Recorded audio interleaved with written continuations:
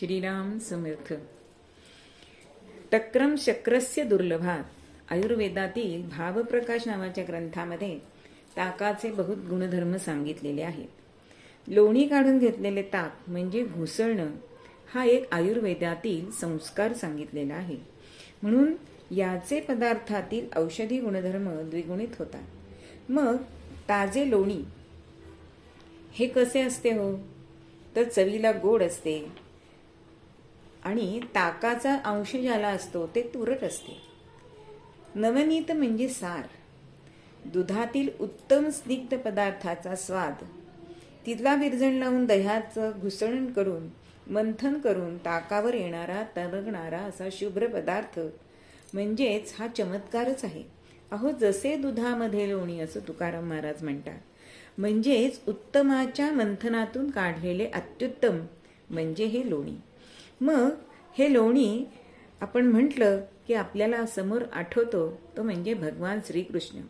अहो, भगवान श्रीकृष्णांनी नवनीताची चोरी केली.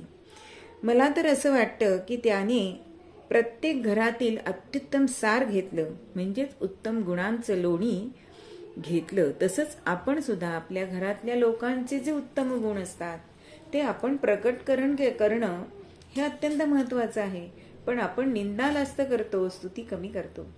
पण श्रीकृष्णांनी सुद्धा हे केलं तर आपल्याला करायलाच नको का? म्हणून हे सद्गुणांचं लोणी जे आपल्या नातेवाईकांमध्ये असतं, मग ती सून असली तरी तिचं सुद्धा गुणांचं प्रकटीकरण आपण लोकांमध्ये करायला पाहिजे. अगदी अनेक वर्ष असं हे मंथन चाललेलं आहे. हल्ली रवीचा संस्कार ताकावर होत नाही, हल्ली हँड मिक्सी असते. पण मंथन करून लाकडाच्या रवीनी मंथन करून जे लोणी काढलेलं आहे ते अतिशय सार असतं. म्हणूनच मंथनातून, मग हे मंथन आपण फक्त ताकाचं करायचं आहे का, तर विचारांचं सुद्धा मंथन करायला पाहिजे. विचारांचं मंथन, त्यातून निघालेलं सार हे संख्यात्मक दृष्ट्या जरी थोडंसं कमी असलं तरी ते सारभूत आहे. म्हणून ते सार नेहमी थोडं असलं तरी त्याचा आपण अंश आहोत हे आपलं भाग्य आहे असं आपण मानायला पाहिजे. म्हणूनच दूध, दही, ताक, लोणी हे जरी असलं तरी त्यातलं सारभूत हे लोणी आहे.